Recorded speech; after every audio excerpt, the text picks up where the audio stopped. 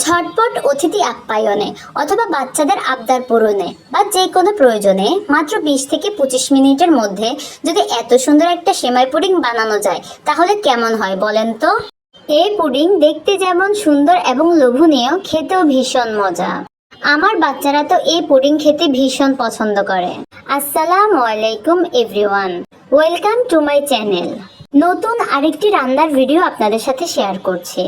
যদি ভিডিওটি ভালো লেগে থাকে তাহলে আমার চ্যানেলটি সাবস্ক্রাইব করে পাশে থাকবেন। সেমাই পুডিং বানানোর জন্য সবার প্রথমে প্যানে 1 চামচ ঘি দিয়েছি। এরপরে 1 প্যাকেট লাচ্ছা সেমাইয়ের 3 ভাগের 1 ভাগ দিয়ে দেব। সেমাইগুলো দিয়ে হালকা আঁচে ভালো করে মুচমুচে করে ভেজে নেব। অবশ্যই খেয়াল রাখতে হবে যেন পুড়ে না যায়।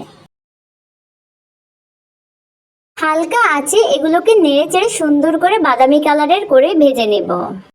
ভাজা হয়ে গেলে সেমাইগুলো চুলা থেকে নামিয়ে নিব। ক্যারামেল তৈরির জন্য প্যানে দিয়ে দেব 2 টেবিল চামচের মতো চিনি এবং 2 টেবিল চামচের মতো পানি। এরপরে হালকা আঁচে নেড়েচেড়ে সুন্দর কালারের ক্যারামেল তৈরি করব।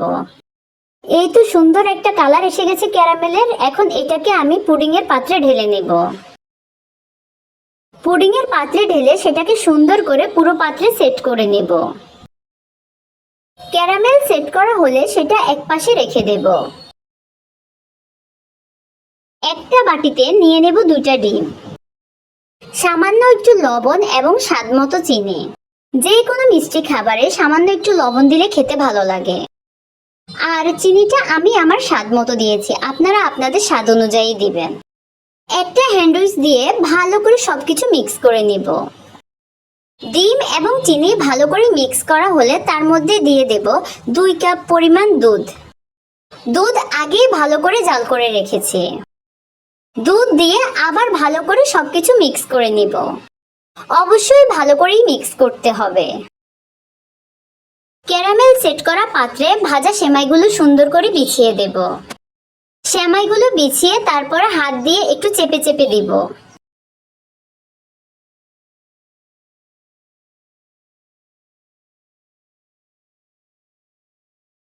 একটা ছাঁকনির সাহায্যে দুধের মিশ্রণটা ছেঁকে সেই পাত্রে ঢেলে দিব।